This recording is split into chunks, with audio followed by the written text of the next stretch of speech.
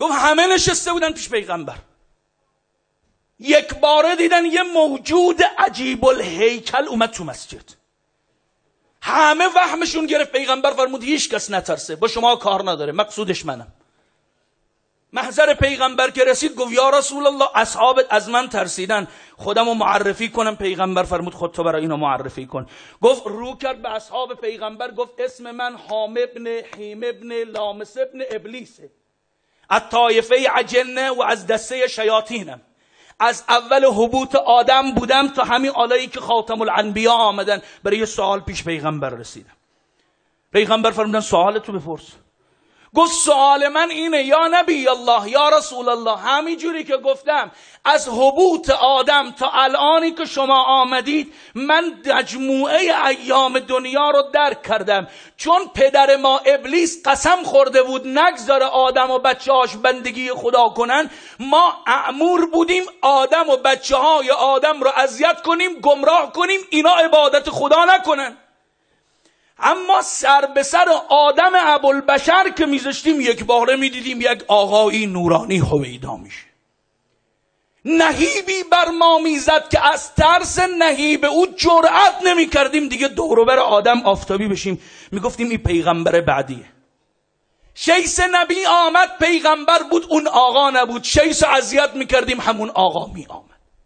میگفت این پیغمبر بعدیه. سام پیغمبر آمد پیغمبر بود، اون آقا نبود. سام نبی رو اذیت میکردیم، باز همون آقا به یاری سام نبی میومد. هر پیغمبری رو که اذیت کردیم اون آقا به یاری اونها میومد. همش میگفتیم پیغمبر بعدیه پیغمبر بعدیه. نوح آمد اون آقا نبود، ابراهیم آمد اون آقا نبود، یعقوب آمد نبود، اسحاق آمد نبود، یوسف آمد نبود، تا الانی که شما آمدید و ایمان داریم که شما خاتم النبیین هستید و بعد از شما هم پیغمبری نخواهد آمد. اومدم سوال کنم اون آقایی که از آدم تا خاتم رو یاری کرده و تمام انبیا رو دادرسی نموده، اون آقا کیه؟ با این ایمانی که یقین داریم شما آخرینید.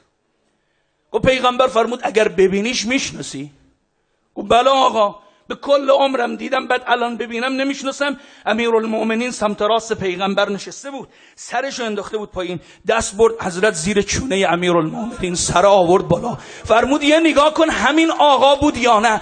تا حام ابن حیمم چشمش به سیمای امیرالمؤمنین افتاد، مثل سپند رو آتیش از جا پرید. گفت والله قسم حامی انبیا یاور مؤمنین نبود الا همین جوونی که کنار شما نشسته. این کیه یا رسول الله؟